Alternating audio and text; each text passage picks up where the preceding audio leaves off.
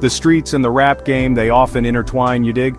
The beef between crews linked with NBA YoungBoy and those rolling with King Von wasn't something that just popped up overnight. Nah, this was brewing. It was part of that bigger picture, that whole world of rap rivalries where respect is everything and disses can turn into real-life drama. We're talking about YoungBoy's Never Broke Again, his whole 4KT movement going up against the energy of Lil Durk's Only the Family, OTF, which King Von repped hard. The music scene is competitive, fam, and sometimes that energy spills out in ways that ain't pretty, creating a proper volatile situation where artists and their people are always on edge. Then came that night, November 6, 2020. It's a date etched in hip-hop history for all the wrong reasons. Outside a hookah lounge in Atlanta, things went left. King Von's squad and Quando Rondo's entourage clashed. It started as these things often do with words, but it blew up into a full-on physical altercation quick. This wasn't just some minor pushing and shoving, you hear me? This was a violent, chaotic scene that would change lives forever. It tragically linked these artists in a story of death and the thirst for revenge. The sheer speed of it, how public it was, sent shockwaves. Man, everyone was talking about it. In the middle of that chaos was a name that blew up, Timothy Lull Tim Leaks. He was rolling with Quando Rondo that night. When the shots rang out, King Von was hit, and he didn't make it. Lul Tim was quickly pinpointed, arrested, and then slapped with a murder charge for Von's death. His alleged actions became the flashpoint, the brutal symbol of how this beef turned deadly. The whole world was watching what would happen with his case, another chapter in this mad story of violence, just adding more fuel to the fire on both sides, you feel me? It was a heavy situation, no doubt. The impact of King Von's death was immediate, and it was massive. The hip-hop community was genuinely shook. We lost a rising star, someone who was telling his story, painting vivid pictures with his lyrics, raw and uncut. The tension between OTF and NBA camps, which was already sky high, just went through the roof. Online, it was crazy. Threats flying back and forth, people vowing to get even. You could feel the fear, that sense that more bad things were coming, that one single event, Von's passing, took this beef to a whole other level, a level it's hard to come back from. Now, you gotta understand the connection between Quando Rondo and NBA YoungBoy, it's tight. Quando signed to YoungBoy's Never Broke Again label back in 2018, so they weren't just cool, they were business partners, family in the game. This link meant YoungBoy was automatically tangled up in the aftermath of King Von's death, even though he wasn't there when it went down. His loyalty to Rondo put him right in the firing line, metaphorically speaking, against Von's people and, of course, Lil Durk. It's how these things work. Your man's beef becomes your beef. Fast forward to August 2022, and things got even crazier. Word on the street was there was a murder-for-hire plot, and the target was Quando Rondo. Reports said 5 individuals, supposedly linked to Lil Durk's OTF crew, traveled all the way to California. Their mission? To take out Quando Rondo. This wasn't just internet talk anymore. This was serious, planned-out action. It showed that the hunger for revenge was real, that people were allegedly willing to go to extreme lengths. The streets were watching, holding their breath, because this was a dangerous escalation, plain and simple. And that alleged plot? It had a tragic outcome. Quando Rondo himself managed to survive an ambush out in West Hollywood, but he didn't walk away unscathed, not really.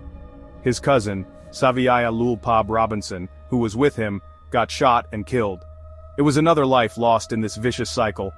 This event flipped the script for Quando.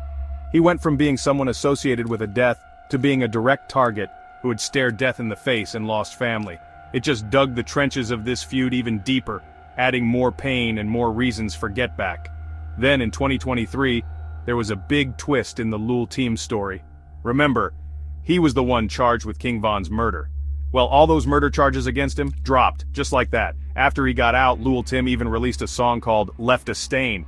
Many people took that as him speaking on his case being dismissed. You can imagine how that went down with King Von's supporters. It was like a slap in the face for them, probably made them feel like there was no justice, and likely just intensified those raw feelings and the desire for street justice for some.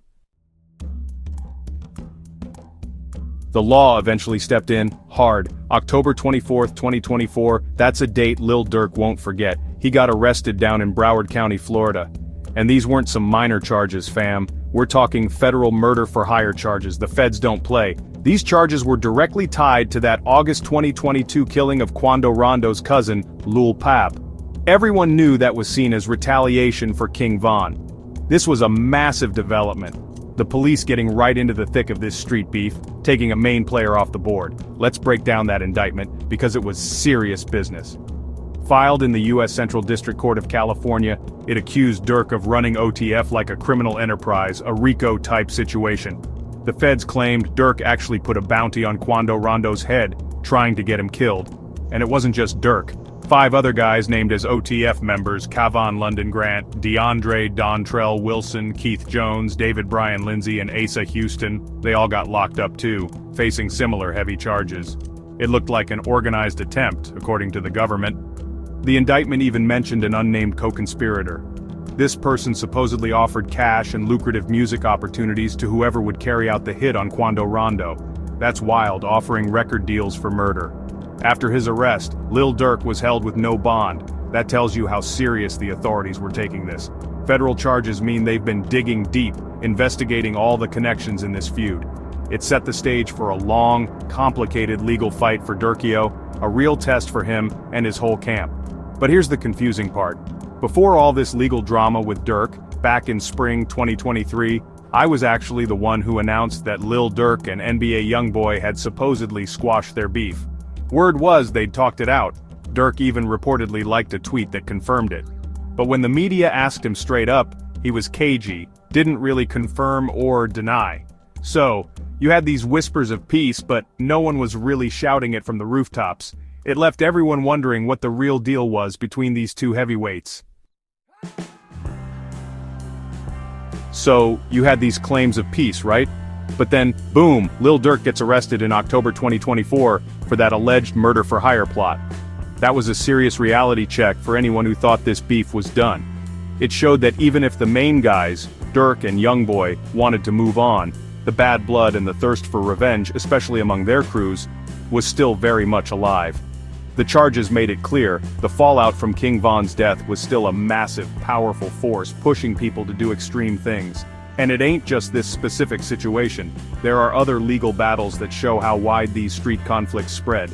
Take FBG Duck's estate, for example. Duck was another Chicago rapper murdered back in 2020. In 2023, his estate filed a civil lawsuit. And who did they name? Lil Durk, King Von's estate, and OTF. They alleged a criminal enterprise and claimed a bounty had been put on Duck's life too. These lawsuits, they paint a picture of a whole network of violence and accusations, much bigger than just 1 or 2 artists. It affects whole communities, man. Quando Rondo himself, he spoke on it. In an interview with yours truly, DJ Academics, around November 2024, he got real. He talked about the initial beef with King Von and how it all went down. He actually expressed a lot of regret, saying it was stupid *T and that it could have been handled differently, maybe through music, not violence. It was a rare moment, hearing someone at the heart of it all admit the senselessness of it. It showed the personal toll this stuff takes, even if that realization comes late. So, what's the final word? It's complicated. You might have key players wanting peace, maybe YoungBoy, maybe Durk at certain points, but this cycle of violence, of retaliation, once it starts spinning, it's incredibly hard to stop. Lives are lost, families are destroyed, and the trauma just keeps going, casting this long, dark shadow over everyone involved. This whole saga, NBA YoungBoy versus King Von and all the fallout, it's a grim reminder of how fast rap beef can turn into real-world tragedy, with consequences that last forever. The streets don't easily forget.